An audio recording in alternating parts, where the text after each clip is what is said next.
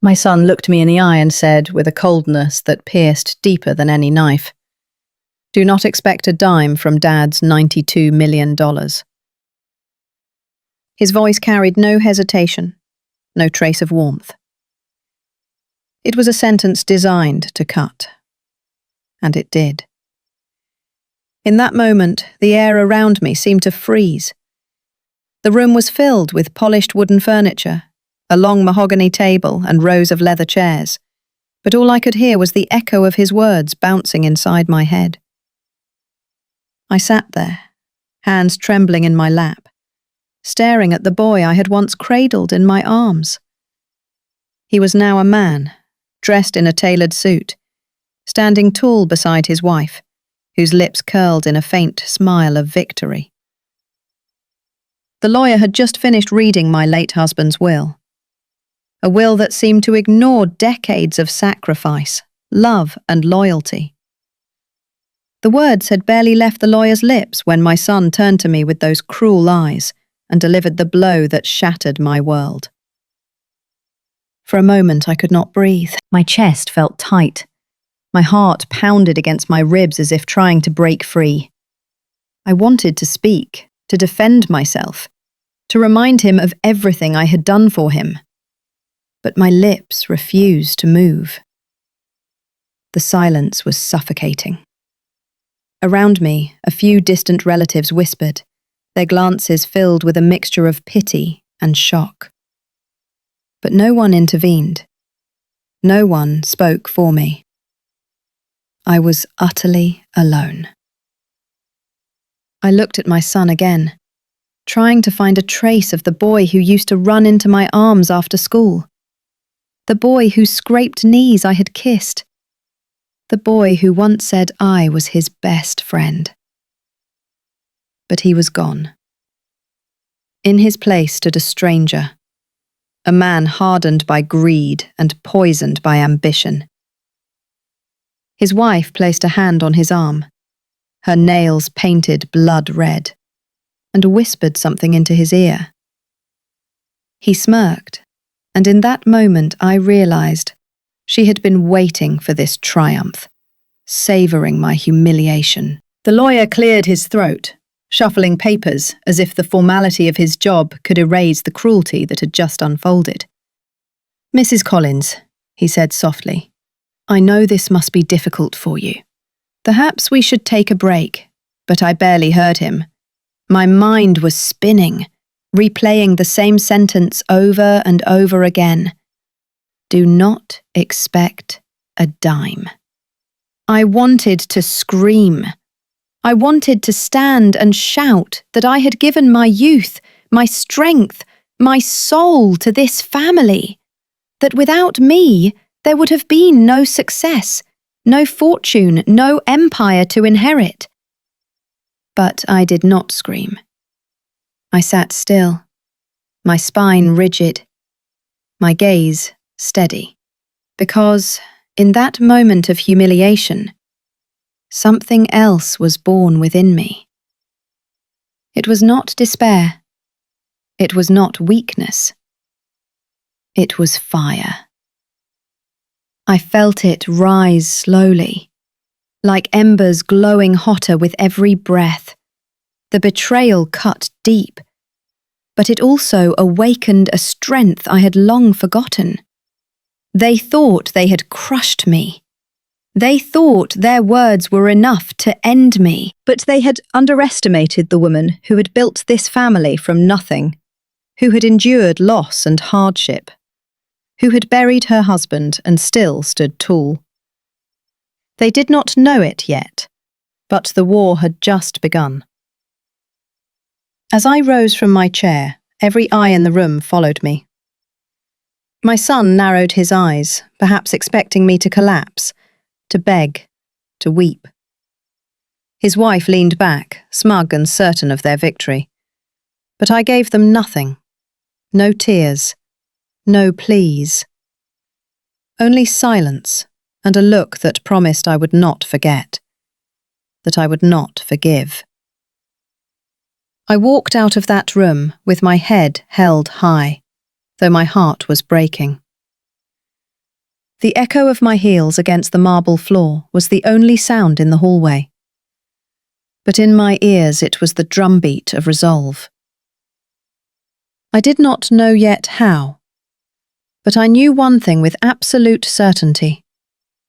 I would not let them take everything from me. They had drawn the first line.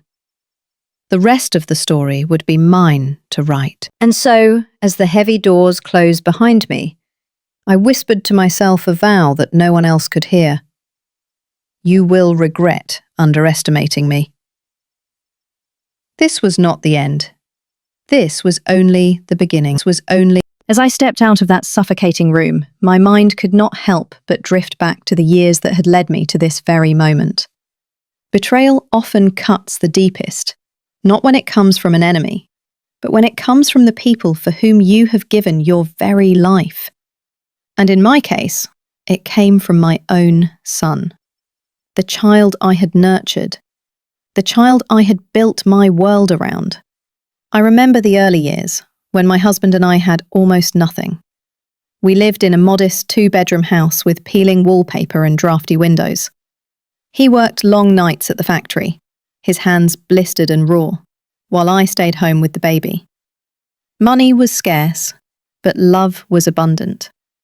I stretched every dollar like it was elastic, turning scraps of food into warm meals, sewing torn clothes into something wearable, and painting our small world with laughter to mask the struggles. When my husband dreamed of starting his own business, it was me who stood beside him. I typed his letters late into the night on a second-hand typewriter. I made phone calls, cooked for his employees, and turned our kitchen table into a makeshift office. I pawned the little jewellery I had so he could buy his first set of equipment. I did not think twice about it. His dream was my dream, and our family was my reason. The business did not succeed overnight. There were years of failure, of tears, of wondering if we had made a mistake. But we pushed through. I still remember nights when he would collapse on the couch, exhausted and defeated, his head heavy in his hands. I would sit beside him, rubbing his shoulders, whispering words of encouragement until he found the strength to rise again. Behind every one of his victories was my silent labour, the unseen force that steadied him when he wavered.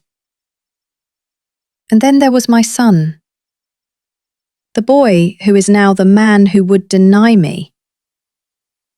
I remember his first steps across the living room floor, his small arms reaching for me with pure trust. I remember his giggles echoing through the backyard as I pushed him higher and higher on the swing, pretending to be fearless, though I worried constantly about him falling. I packed his lunches, stayed awake with him through fevers, and attended every school recital, clapping louder than anyone else. When he struggled in school, I tutored him at the kitchen table, even when I was bone-tired. When he wanted to play sports, I worked extra hours cleaning houses so he could have the right shoes and uniforms. Every dream he had, I fed it with my sacrifice, so he would never feel the limitations that had shackled me in my youth. As my husband's business grew, our lives began to change. The small house gave way to a larger one. The dinners of rice and beans gave way to better meals. My husband's name began to carry weight in the community. But behind the applause, behind the success, it was always me, standing in the shadows, making sure the foundation of our home was steady. I did not need recognition. I only needed the warmth of my family's love. That was my reward. Even when the business consumed my husband, when he spent more time at the office than at home, I remained his anchor. I managed the household, raised our son, and protected our little world from collapsing under the weight of ambition. I kept the family together because I believed in us. I believed in love. And yet now, after decades of sacrifice, I found myself discarded, dismissed, as though none of it had mattered. My husband was gone, lowered into the earth, and the very child for whom I had lived had turned his back on me. As I walked alone that day, the memories swirled like ghosts around me. I could still see the young woman I once was, with hopeful eyes and calloused hands, building a life brick by brick. I could still hear the laughter of my son as a child, so innocent, so dependent on the very love he now denied. Betrayal is sharp because it erases all those memories in a single stroke. But as the tears burned in my eyes, I clung to one truth. I knew what I had given. I knew the price I had paid. And if they had forgotten, then perhaps it was time I reminded them. The years that followed seemed, on the surface, to flow like a calm river. My son was growing, strong and intelligent, carrying with him all the values his father and I had worked so hard to instill. He entered adulthood with a sense of pride, a man ready to face the world. When he met the woman who would become his wife, I welcomed her with open arms, believing that our family would grow larger and warmer. For a short while, that dream felt real. We shared dinners, laughter filled the house, and I thought perhaps the sacrifices of my youth had led me to this moment of peace. But slowly, almost imperceptibly, shadows began to creep into the corners of our family life. It began with little gestures, barely noticeable at first. My son, once so eager to share every detail of his day, grew quieter. He came less frequently to visit me alone. Whenever his wife was present, his words seemed measured, careful, as if he were waiting for her approval before he spoke. I told myself it was natural, that marriage changes dynamics, that young men must give their loyalty to their wives. Yet deep inside, something unsettled stirred. The first fracture became evident in conversations about money. My husband had always been generous with his earnings, and after his passing, the wealth he left behind became a subject of unspoken tension. I noticed how my daughter-in-law's eyes lit up whenever finances were mentioned, how her tone shifted whenever matters of inheritance arose. My son, who once promised to always look after me, began to echo her words instead of his own. The warmth in his voice, the conviction that I had known for so many years, seemed to fade. Family gatherings grew colder. I could feel the invisible walls being erected around me, not by my own choice, but by theirs. There were whispered conversations in the kitchen that would stop when I entered. Decisions about the family estate were made without my input, though I had once been the one to guide those very decisions. My daughter-in-law took the role of organizer, and my son followed her lead unquestioningly. I remained polite, smiling as if nothing had changed. But each night, in the silence of my room, I replayed their words, their glances, their dismissive tones. The cracks were widening, and I could not deny them. There was a day I will never forget. We were seated at the long dining table, one that had hosted decades of birthdays, holidays, and anniversaries. I had prepared my husband's favourite dish in his memory, hoping to unite us in a moment of remembrance. As I served the meal, my daughter-in-law remarked sharply about how it was not suitable for her diet, and my son quickly agreed, pushing his plate away. The rejection stung more than I could admit. It was not about the food. It was about the erasure of the traditions I had carried for so long. The home I once nurtured now felt like a place where my presence was tolerated, not cherished. The more time passed, the more my son seemed to slip away from me. I watched him defer to his wife in every matter, as if he had surrendered his own voice. When I tried to speak to him privately, he brushed me aside with excuses, claiming he was too busy or too tired. My daughter-in-law's smile grew sharper, colder. a reminder that my role in their lives was shrinking. The bond between mother and son, once unbreakable, began to feel fragile, like glass ready to shatter at the slightest touch. I carried these realizations in silence. I did not confront them. Not yet. I told myself perhaps things would shift back, that time would heal the tension.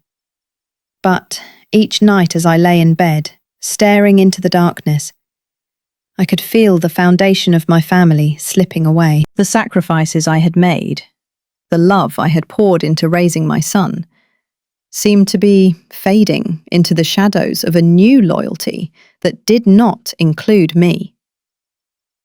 The cracks were no longer hidden. They were there, sharp and undeniable, threatening to break the very heart of the life I had built. The day of the will reading arrived like a storm cloud gathering on the horizon.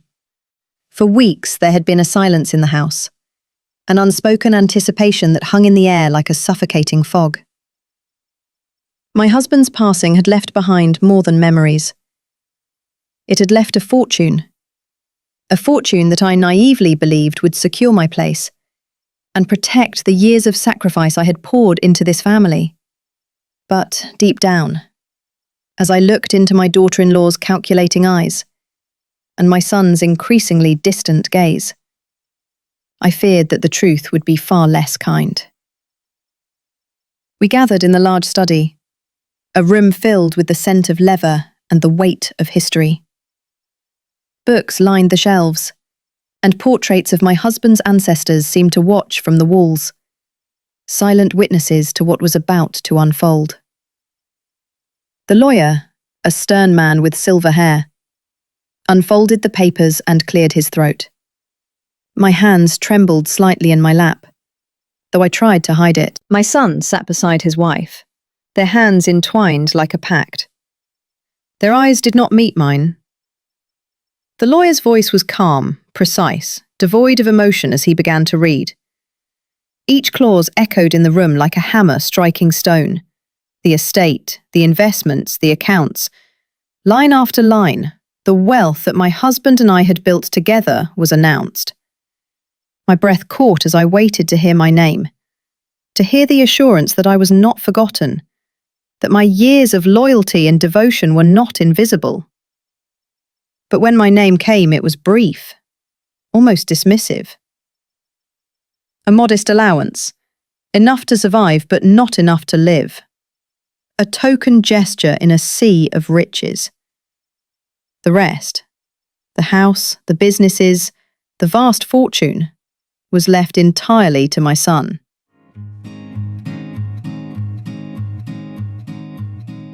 For a moment, silence fell. I felt the blood drain from my face. My heart pounded in my ears, drowning out the words of finality spoken by the lawyer. I turned to my son, searching his face for some spark of recognition, some sign that he understood the cruelty of what had been done. But his expression was stone, cold and unreadable. And then, as if to seal the betrayal, he leaned close to me and whispered words that shattered the remnants of my strength. Do not expect a dime from Dad's $92 million. The room spun around me. My body felt heavy, my soul even heavier. I had given my youth, my love, my entire existence to this family. And in return, I was left with scraps, discarded, like a forgotten relic. My daughter-in-law's lips curved into a satisfied smile, her eyes gleaming with triumph. She had won. She had taken my son. She had taken my home. And now she had taken the legacy that should have been my protection. When the lawyer departed, leaving behind the echo of betrayal. My son and his wife turned to me with a coldness that cut deeper than any knife. "You cannot stay here," my daughter-in-law declared, her voice sharp and unapologetic. "This is our house now. You need to pack your things and leave."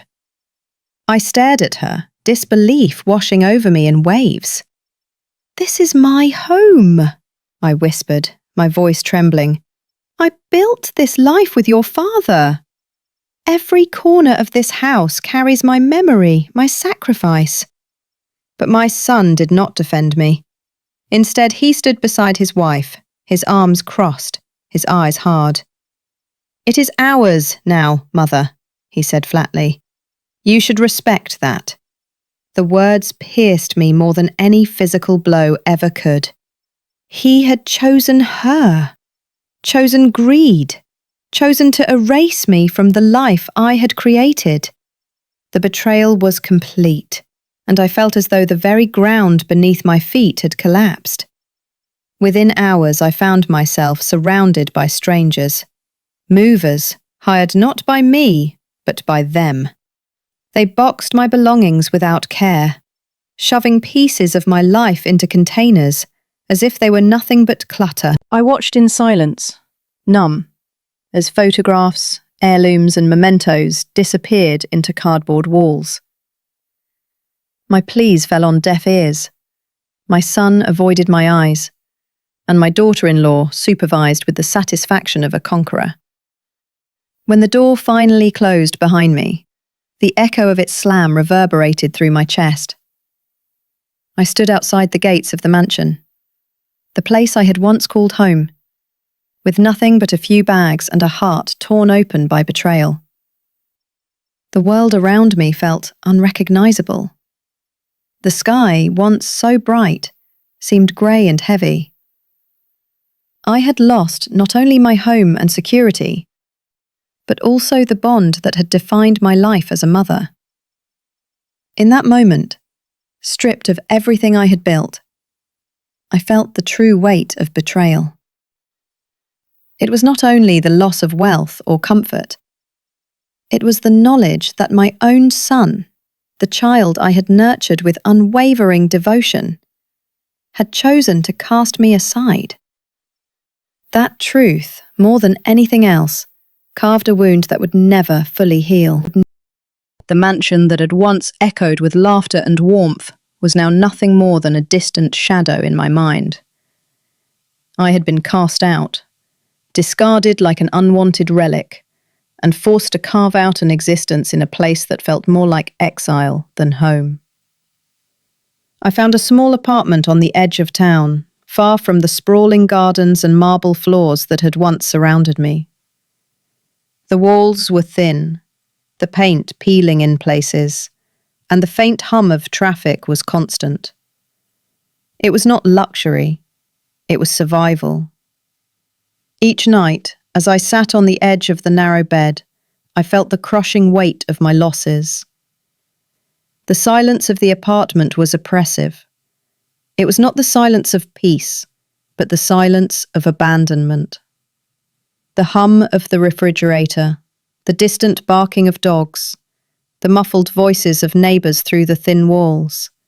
These became the soundtrack of my exile. I cried often, sometimes quietly into my pillow, sometimes openly as I stared at the ceiling, my tears sliding down my temples into my hair.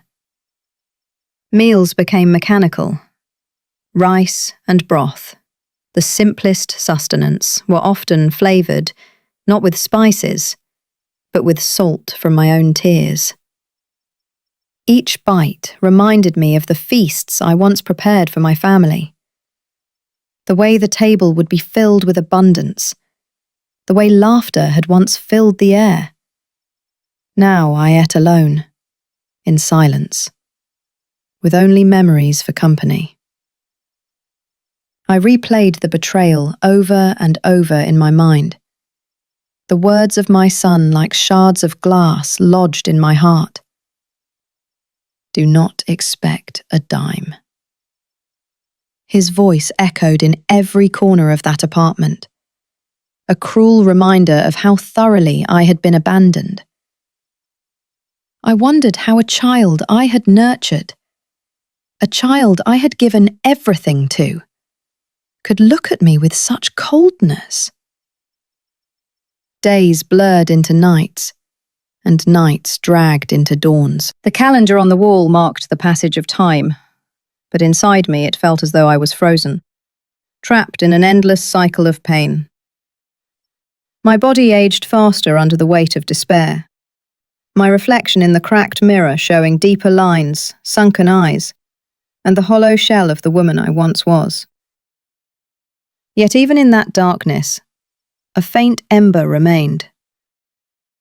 At times, when my tears would subside and exhaustion pulled me into uneasy sleep, I would dream. In those dreams, I was strong again. I was standing tall, my voice unshaken, my presence undeniable. The dreams would fade with the morning light, but the ember remained. A whisper inside me refused to die. A voice that said, "You are not finished yet." One evening, as the rain tapped softly against the window, I sat in the dim light of a single lamp and opened an old photo album.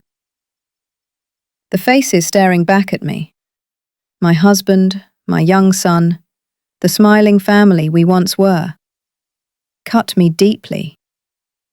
But they also reminded me of who I had been. I was not just a discarded widow, not just a broken mother. I had been a partner, a provider, the foundation upon which that mansion had been built. I had sacrificed, and I had endured. That truth could not be erased by greed or betrayal. The nights were long, filled with shadows that seemed to creep across the walls. But as they passed, I began to notice something else. The shadows no longer frightened me. They reminded me of my resilience, of my ability to withstand the darkest of nights. I began to sense that the ember inside me was slowly growing. Despair had stripped me bare, but it had not destroyed me. The pain was still sharp, the loneliness still overwhelming. But in the depths of that despair, a spark of determination began to flicker. I was wounded, yes, but I was not defeated. The days that followed were heavy with silence. Each morning, the woman woke in her small rented apartment, the walls closing in around her like a prison cell. She survived on little food, stale bread and tea, and her body grew weaker with each passing day. Yet, inside her, something still glowed. A faint ember of dignity and determination that refused to die. She felt abandoned by her own blood, betrayed by the son she had raised and the daughter-in-law who had poisoned his heart. But one evening, when despair seemed ready to consume her, fate placed an unexpected light in her path. It began with an old box. She had carried it with her when she was forced out of the mansion, though she did not even realize what was inside. For weeks it sat untouched in the corner of her apartment, covered by a shawl. That night, restless and sleepless, she pulled it toward her and slowly opened the lid. The scent of old paper and dust filled the air. She lifted faded photographs, letters, and, beneath them, a stack of official-looking documents bound with a ribbon. Her hands trembled as she unfolded the papers. The words seemed, at first, like any ordinary legal writing, filled with clauses and terms. But then her eyes caught a line that froze her breath. It was her husband's will. Not the one that had been read in the grand hall of the mansion, not the one that had left her with nothing, but a different document altogether. This version was dated earlier, written clearly and signed in his own bold hand. And in this will, her name was not erased. On the contrary, She was declared the sole beneficiary of all properties and assets, including the mansion and the financial accounts that added up $92 million. Her heart pounded. Could this be real? Could the reading of the will have been manipulated? She read on carefully, page after page, her eyes burning with disbelief and hope. The document carried the official seal of a law firm she recognized, one her husband had trusted for decades. The signatures were witnessed and notarized. This was no forgery. This was the truth that had been hidden from her. Tears rolled down her cheeks, not of grief this time, but of fierce relief. For the first time in months, she felt a surge of strength course through her veins. The betrayal she had suffered was deep. But perhaps it had not been the final word. Perhaps destiny had preserved this truth for her to find at the very edge of despair. She rose from her chair and held the will against her chest. Memories flooded back of her husband, of their conversations late at night, when he had assured her that she would always be safe, always be cared for. He had not broken his promise. Others had tried to twist it, to erase her, but he had not. The next morning, she took the document and walked to a legal aid office in the city. The attorney who examined the papers adjusted his glasses, reading slowly, then looked up at her with wide eyes. "Madam," he said, "if this will is valid and predates the one read at the mansion, then you are the rightful heir. Everything still belongs to you." Her legs nearly gave out beneath her. She clutched the table for support, her lips trembling. The attorney continued, "It appears there may have been foul play. Someone may have suppressed this will in order to enforce another one. If this is proven in court, the entire estate will return to you." The words were like music to her ears. The apartment's 4 grey walls suddenly no longer felt like a prison. They were the temporary cocoon of a woman reborn. She was not powerless. She was not forgotten. Justice had been hidden in plain sight, waiting for her courage to uncover it. That night, she sat at her small table with the will spread before her. She studied every line, every signature, every seal. The despair that had haunted her was replaced with a fierce determination. She now had a weapon, not of violence, but of truth. The betrayal that had cast her into the shadows would soon meet the blinding light of justice. And for the first time since her son had looked into her eyes and told her she would get nothing, she smiled. It was not a smile of triumph, not yet, but of certainty. The battle had not ended. In fact, it was only beginning. After I left the lawyer that afternoon, the will clutched in my hands like an ember that might flare or fade. I understood that anger alone would not win this fight. Anger is noise. Proof is law. If I wanted my life back, if I wanted the truth to stand where lies had been placed, I had to transform grief into a careful strategy. I had to plan. And I had to plan precisely. I returned to the little apartment and sat at the small table with a cup of tea gone cold. The will lay before me, every signature a promise. I made a list. It was methodical, almost ritual. First, authenticate the document. Second, gather supporting evidence. Third, collect witnesses. Fourth, prevent any attempt to remove or dissipate assets. Fifth, prepare for court. I wrote each item in ink, underlining the parts that could become weak spots. A plan written calmly is a plan that can be executed without frenzy. My first call was to the attorney who had examined the will. Mr. Alvarez met me in a narrow conference room, his expression steady, the sort of steadiness only the practiced have. He confirmed my instinct. The document appeared authentic. The firm seal, the dated notarization, the witness signatures, all pointed to a valid earlier will. He warned me, however, that appearances can deceive, and that the other side would not lay down without a fight. People who had much to lose often grew clever in desperation. We agreed a course of action. He would consult a forensic document examiner to confirm ink age and paper origin. He would run a title search and subpoena bank records. He would prepare an emergency motion to prevent the sale or transfer of assets. I would gather every scrap of paper, every receipt, every photograph that proved my years of labour and contribution. I would assemble a list of neighbours and employees who could testify to my presence in the home and my role in the family business. There were practical tasks I never imagined I would perform at my age.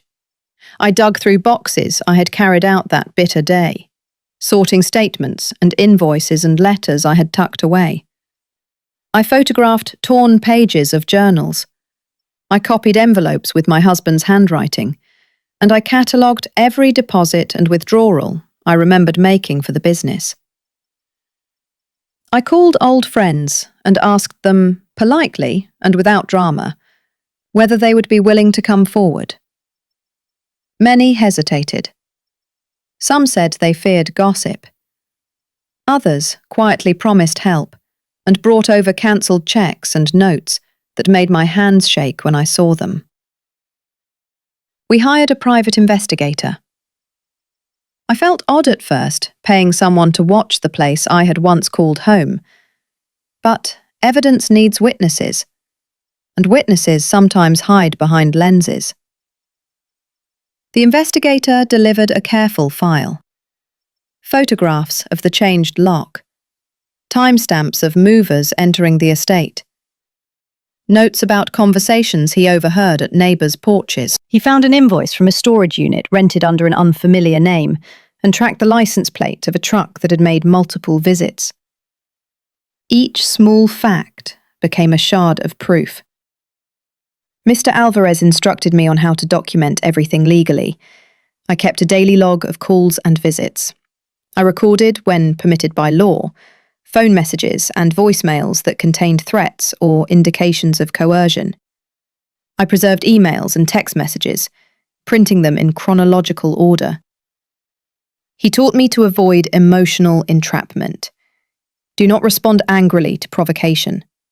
Do not post accusations on social media. Do not sign anything without counsel. I learned the language of court filings, temporary restraining order, motion for preliminary injunction, petition for declaratory relief. Those cold words felt like instruments of defence. We prepared the emergency filing first. If they attempted to move assets, sell property, or remove heirlooms, we would ask the court to freeze those actions immediately. Time was critical. I understood that my son and his wife might try to rally allies, to fabricate a narrative of my instability. To preempt that, I gathered medical records showing my sound mind and capacity, and statements from clergy and long-time neighbours confirming my conduct. I was building a fortress of credibility. There were nights I could not sleep, not from fear, but from the intensity of planning. I rehearsed testimony with Mr. Alvarez, learning to speak plainly and to anchor my words in dates and facts. I practiced remaining composed under hard questions. I imagined my son at the witness stand and prepared, calmly, to answer the lie with a fact. Each rehearsal stripped emotion from my words and left only truth. The The most painful work was organising the witnesses. Some were tender memories transformed into allies. The waitress at the diner who had seen me sign checks. The foreman who remembered how my husband and I argued over payroll. The elderly neighbour who had watched my son as a child. Their testimonies stitched together the story of my life like a quilt, each square a proof of presence and purpose. When the motion was finally filed, I felt both fear and relief. Fear because once the papers were served, a battle would commence. Relief because the plan had a shape, a path, a legal voice that would speak for me. I stood at the courthouse steps the day the temporary restraining order was requested, the scent of autumn in the air, and I realised how far I had come. From a woman who had been cast out, I had transformed into a person who could call upon law and evidence to right a wrong. I had not set out to punish my son. I set out to reclaim what was mine and to expose the truth. The steps were cold and measured, but my heart beat with purpose. Each document gathered, each witness secured, each filing made, was a step toward restoring not only property, but the dignity that had been torn from me. The plan was in motion. The waiting, the legal chess, the quiet resolve, all now directed toward one goal: justice. The courtroom was filled with a tense silence that seemed to weigh heavily on every person present. Wooden benches were packed with curious onlookers, whispering in low tones as they awaited the unfolding drama. At the front, beneath the elevated bench of the judge, the air was sharp and unforgiving, like the calm before a storm. She sat quietly beside her lawyer, her hands folded, her eyes steady but burning with the fire of long-endured betrayal. Across the aisle, her son and his wife entered with an air of arrogance. Their clothes were expensive, their heads held high, their smiles almost mocking. They carried themselves as though the outcome was already certain, as though victory had been decided before the battle even began. The judge called the session to order. Papers rustled, and the first arguments were laid out. Her son's lawyer spoke with confidence, painting her as a fragile woman who misunderstood the will of her late husband. He insisted that the estate had rightfully passed into the hands of the son, that she had no standing to challenge what was already settled. The son and his wife nodded along, smirking each time her name was mentioned. But she remained silent, waiting. Her lawyer rose slowly, his voice calm but resonant. He began not with accusations, but with carefully structured facts.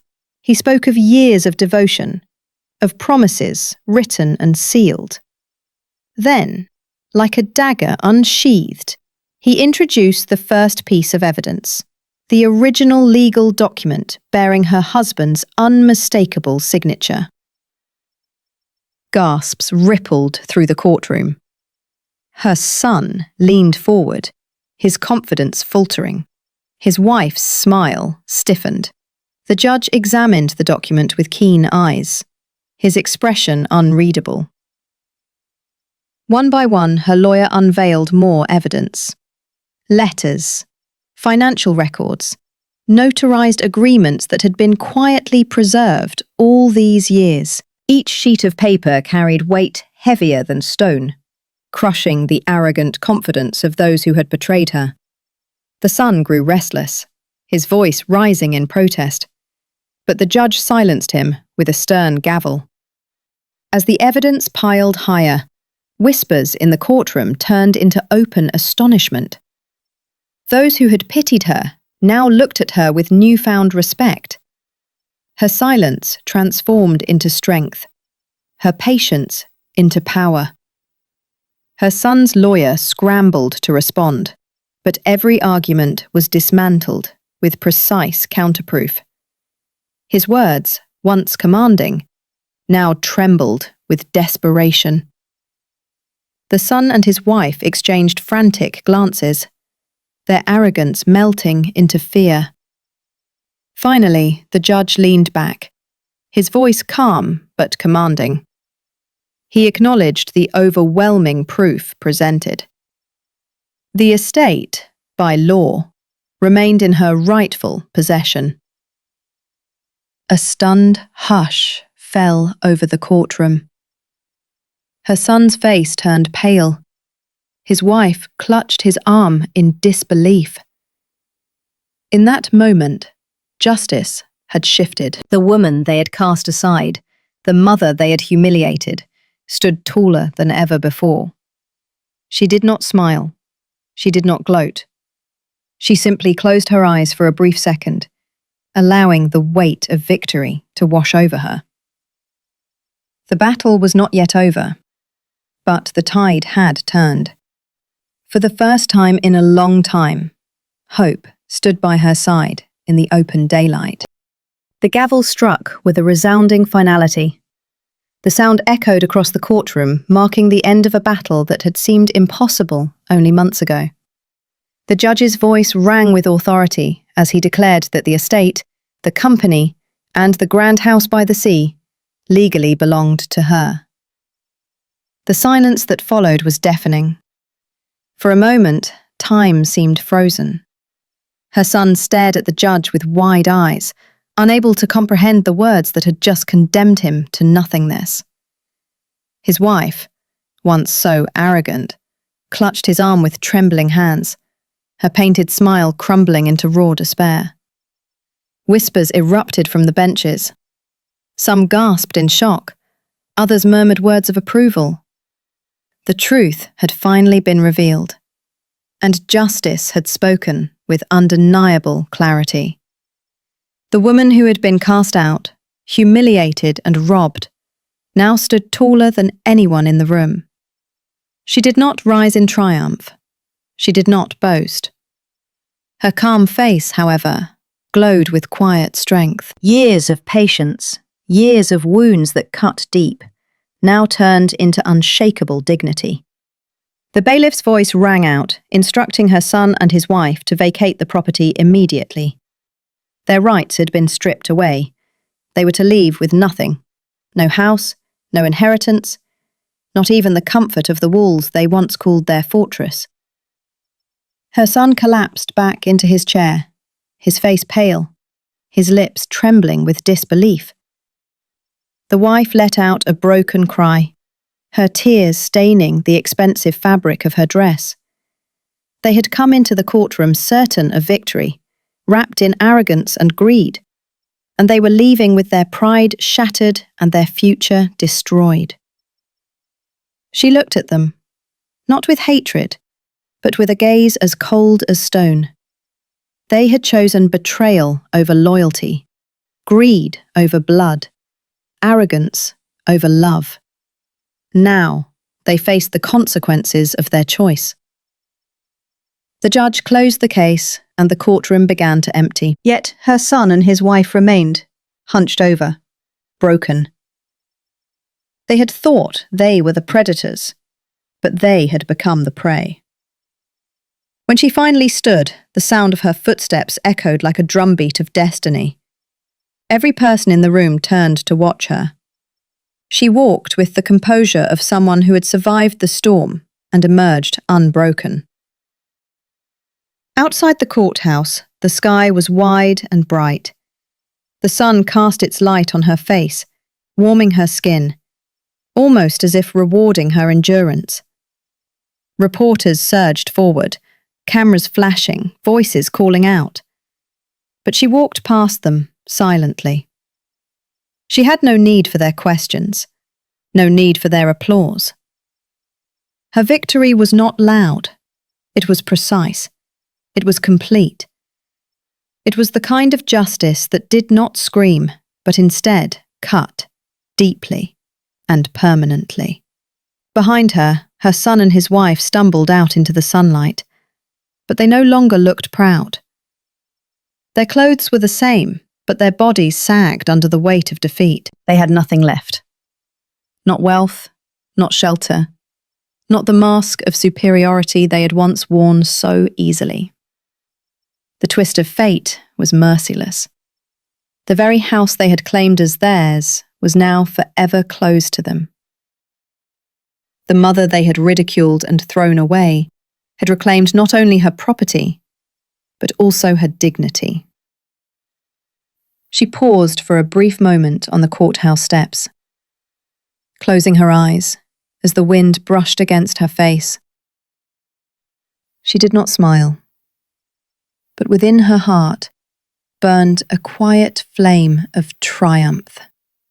This was not merely revenge, it was justice. And it was only the beginning. The house was silent when I stepped inside. For years, I had dreamed of this moment, yet nothing could have prepared me for the weight of it. The air smelled faintly of polished wood and old memories.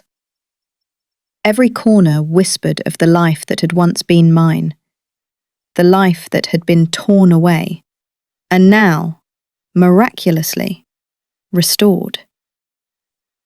I walked through the hall slowly, touching the walls, as if to remind myself that they were real. My footsteps echoed, but the house no longer felt empty.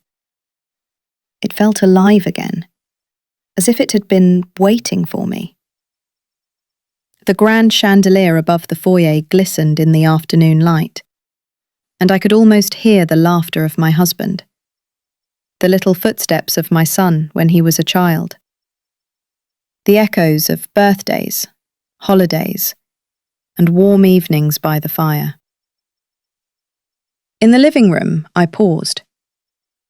The furniture was familiar, yet tainted by the presence of those who had betrayed me. I stood before the fireplace, tracing my hand along the mantel, where photographs had once stood. Many of them had been removed, replaced with cold ornaments chosen without care. I had lost so much here, but now I was reclaiming it. I sat down on the armchair, the one that had always been mine. For a moment, I closed my eyes and let the silence embrace me. I was not the broken woman who had been cast out in humiliation. I was no longer the mother, dismissed as weak and disposable.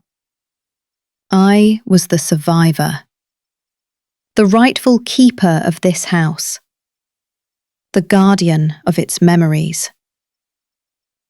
Tears welled in my eyes, but they were not tears of despair. They were tears of release, of victory, of knowing that, despite the cruelty of betrayal, I had risen again. The dignity that had been stripped from me was restored, stronger than before.